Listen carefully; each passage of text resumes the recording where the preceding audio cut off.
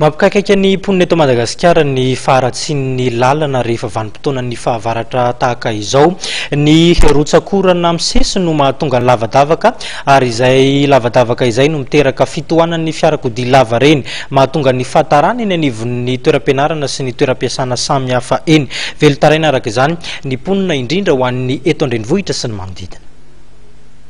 Anisany mampikaikaiky amin'ny mpampiasany lalana eto Madagasikara ny faharatsiana sy ny fahasimban'ny ankamaroan'ny lalana ka miteraka fitohanana etsy sy eroa. Matetika rehefa vanim-potoana fahavaratra tahaka izao dia betsaka ireo simba noho ny ora mikija. Ho fizarana traikefa dia nitondra teknôlôjia vaovao eo amin'izay fanamboaran-dalana izay ny orinasa indiana Zidex izay miara-miasa amin'ny orinasa malagasy Tecrod. Ity teknôlôjia vaovao ity dia mampihena 10 hatramin'ny 300 isan-jato volana tokana amin'ny fanamboaran-dalana. Anisan'ny mampiavaka azy ihany koa dia izy mahataty rano. The Madagascar government has software amin'ny ministera misahana ny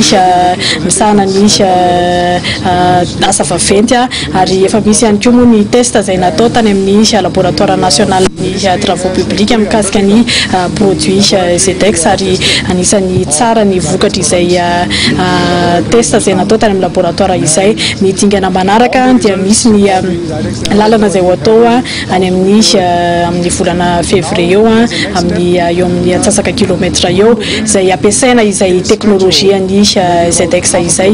Aorian'izay moa zany ampisehoana amintsika ny amin'ny vokatra izay ny teknôlôjia ampiasaina amin'ny fanamboaran-dalana eto Madagasikara izay. Ankoatra ny lalana dia azo ampiarina amin'ny fanamboarana trano ihany koa ity teknôlôjia vaovao an'i Zidex ity.